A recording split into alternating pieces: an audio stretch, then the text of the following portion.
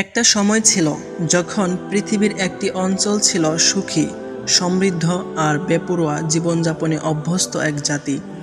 সেই অঞ্চল ছিল সাদুম।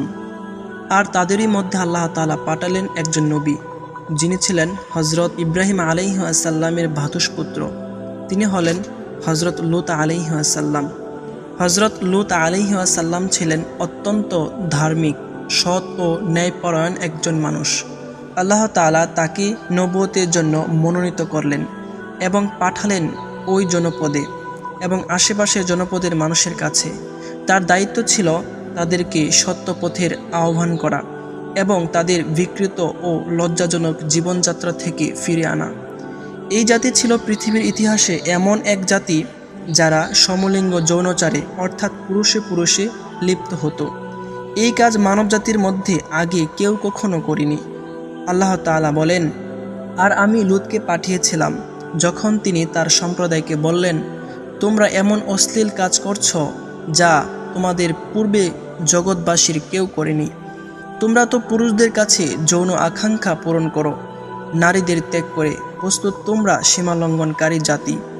হজরত লূত আলাইহিসসালাম দিনের পর দিন আল্লাহর ভয় দেখিয়ে, ভালোবাসা দিয়ে সতর্ক করে এই জাতিকে বোঝানোর চেষ্টা করলেন, তোমরা এমন পাপ করছো যা পশুরাও করে না। আল্লাহর গজব আসবে, ফিরে আসো আল্লাহর পথে। কিন্তু তারা তাকে নিয়ে হাসি তামসা করত। কোরআনে তাদের কওমের জবাব ছিল কেবল এই, তোমাদের শহর থেকে লূতকে বের করে দাও, এরা তো অতি পবিত্র হতে চায়। একদিন হজরত লূত আলাইহিসসালাম তার জমিতে কাজ করছিলেন। এমন সময় ফেরেশতাগণ তার নিকট আগমন করলেন, যেন গজবের আগে শেষ পরীক্ষা হয়। তখন হজরত লূত আলাইহিসসালাম বললেন, তোমরা তো অপরিচিত লোক।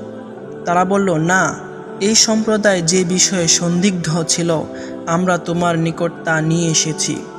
আমরা তোমার নিকট সত্য সংবাদ নিয়ে এসেছি এবং অবশ্যই আমরা সত্যবাদী। হজরত জিবরাইল আলাইহিসসালামের প্রতি আল্লাহ পাকের এই নির্দেশ ছিল যে পর্যন্ত হজরত লূত আলাইহিসসালাম 3 বার তার কওমের বদ অভ্যাসের সাক্ষ্য প্রদান না করবেন, সেই পর্যন্ত যেন তাদেরকে শাস্তি দেওয়া না হয়। হজরত লূত আলাইহিসসালাম যখন তাদেরকে নিয়ে চললেন, তখন পথিমধ্যেই তাদেরকে বললেন, এখানকার লোকেরা বড়ই দুশ্চরিত্র, এই দোষ তাদের মধ্যে রয়েছে। কিছু দূর গিয়ে দ্বিতীয়বার তিনি তাদেরকে বললেন, এই গ্রামের লোকদের দুষ্কার্য কি আপনারা অবগত নন? আমার জানা মতে এদের মতো দুষ্ট লোক ভূপৃষ্ঠে আর নেই। হায়, আমি আপনাদেরকে কোথায় নিয়ে যাব? আমার কওম তো সমস্ত মাখলুক হতে বদলুক। ওই সময় হজরত জিবরাইল আলাইহিসসালাম সঙ্গীয় ফেরেশতাদেরকে বললেন, দেখো, 2 বার তিনি একথা বললেন। অতঃপর যখন তিনি তাদেরকে নিয়ে বাড়ির দরজায় পৌঁছলেন, তখন মনের দুঃখে তিনি কেঁদে ফেললেন এবং বলতে লাগলেন, আমার কওম সমস্ত মাখলুকের মধ্যে সবচেয়ে বেশি বদ ও দুষ্ট প্রকৃতির। এরা কোন দুষ্কার্যে জড়িয়ে পড়েছে তা কি আপনাদের জানা নেই? ভূপৃষ্ঠে কোনো বস্তি এই বস্তি অপেক্ষা খারাপ নেই।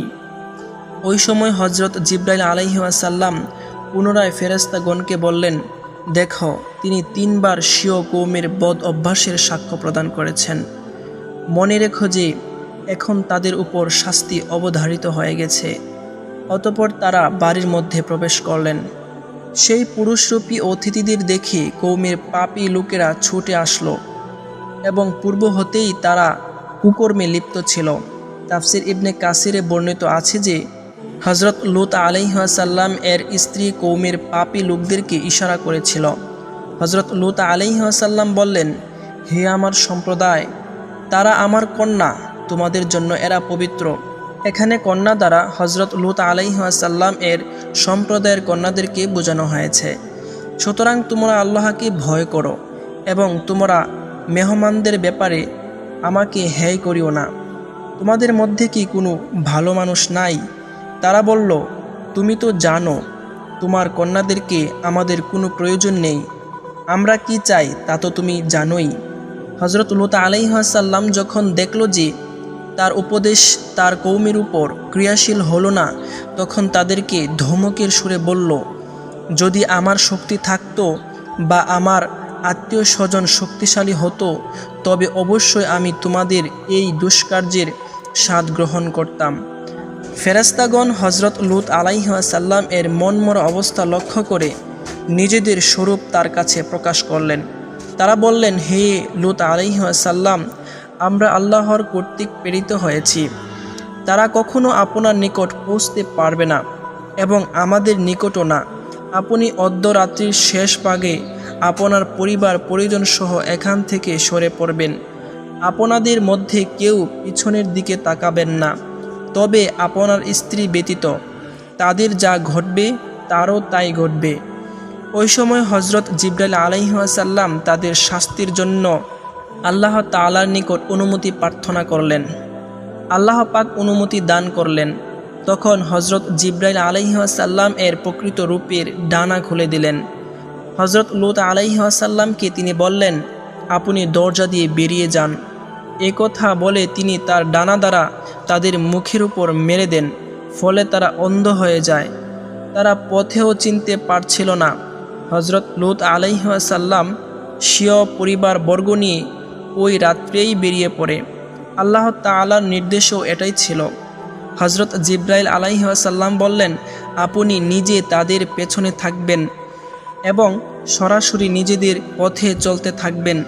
আপনাদের কেউই যেন কওমের হাহুতাশ, কান্নাকাটি এবং চিৎকার শুনে তাদের দিকে ফিরেও না দেখে। এর থেকে তারা হযরত লূত আলাইহিস সালামের স্ত্রীকে পৃথক করে দেন। তারা বললেন যে তার স্ত্রী তাদের অনুসরণ করতে পারবে না।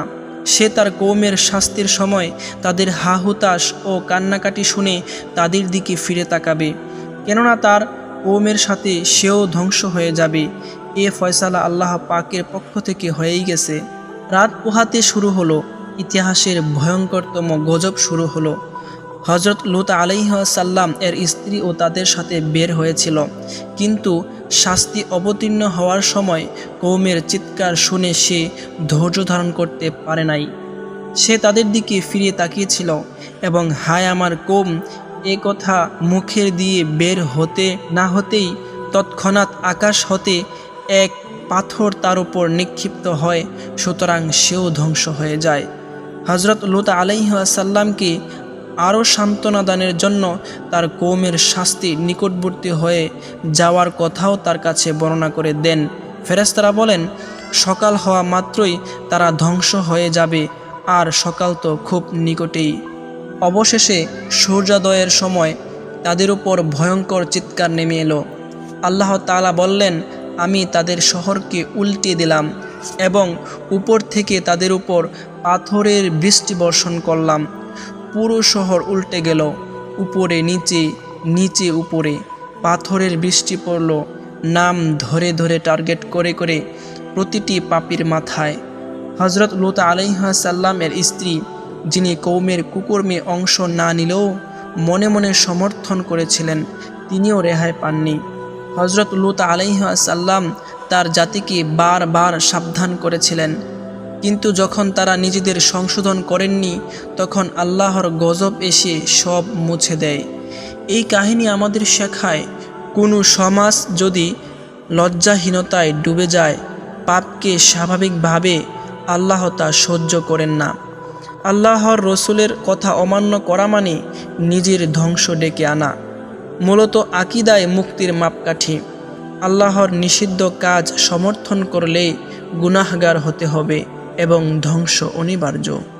ভিডিওটি ভালো লাগলে লাইক করুন, ইসলাম প্রচারের জন্য বন্ধুদের কাছে শেয়ার করুন এবং আরও নতুন নতুন ইসলামিক ভিডিও পেতে আমাদের চ্যানেলটি সাবস্ক্রাইব করে আমাদের পাশেই থাকুন। ধন্যবাদ।